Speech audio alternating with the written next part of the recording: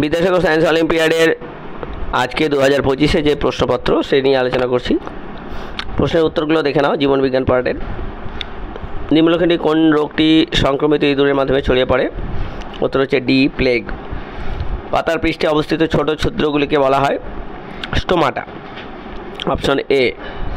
আচ্ছা, নিম্নলিখিত কোন অঙ্গাণুটি কোষের আত্মঘাতী থলি হিসেবে পরিচিত? সবাই জানো, লাইসোজোম।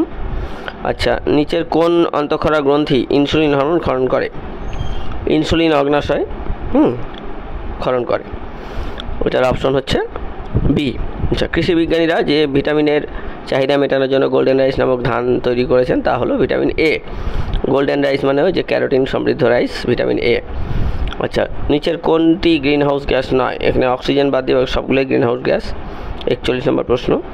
যে বৈশিষ্ট্যের উপর নির্ভর করে কাপগুলিকে মেজর মাইনর শ্রেণীতে ভাগ করা হয় তাহলে পরিণত মাছের আকার। যেগুলোর আকার বড় তারা মেজর কাপ, যেগুলোর আকার ছোট তারা মাইনর কাপ। যে জাতীয় জলজ জীব জলের বিভিন্ন স্তরে ভাসমান থাকে কিন্তু জলের স্রোতের বিপরীতে সাঁতার কাটতে পারে না, জলজ জীব বলা হয়েছে এখানে, ঠিক আছে? ছত্রাক, প্লান্টন, সেবেল। হ্যাঁ, এরা প্ল্যাঙ্কটন। বি নাম্বার অপশন হবে উত্তর। কোন খনিজ পদার্থটি আমাদের দেহে জলের তাপমাত্রা নিয়ন্ত্রণ করে? সোডিয়াম। তা জলের মাত্রা নিয়ন্ত্রণ করে সোডিয়াম। সোডিয়াম বেশি হলে জল ধারণ ক্ষমতা বেড়ে যায় শরীরের। আচ্ছা, কোন জীবটি বায়ু দূষণের সূচক হিসেবে কাজ করে? Lichen, option B. আচ্ছা, তোমার শরীরে কোন দুটি অংশের মধ্যে তুমি ডায়াফ্রাম দেখতে পাবে?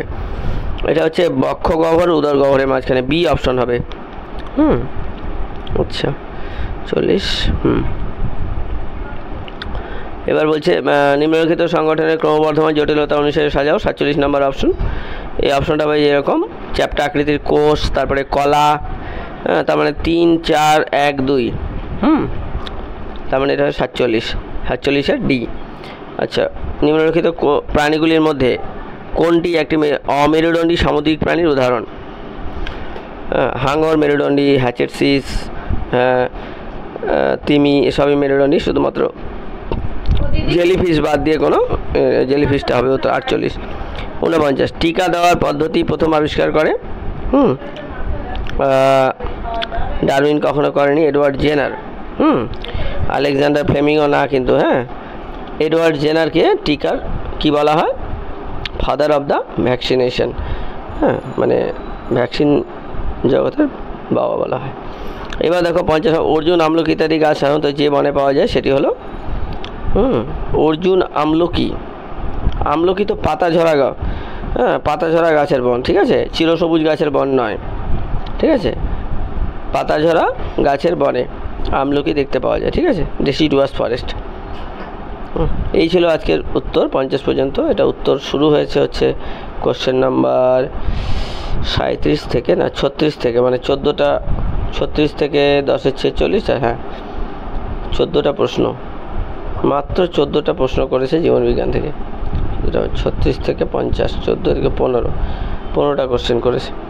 এই হয় 25টা প্রশ্নের সঠিক উত্তর দিলে কনফার্ম হয়ে যায়। আর এখান থেকে যদি তোমরা 10টা প্রশ্ন করতে পারো জীবনবিজ্ঞান, ভৌতবিজ্ঞান আর অঙ্ক থেকে, তাহলে তোমাদের এটা কনফার্ম হবে, ঠিক আছে? পরের প্রশ্ন উত্তরগুলো নিয়ে বলছি।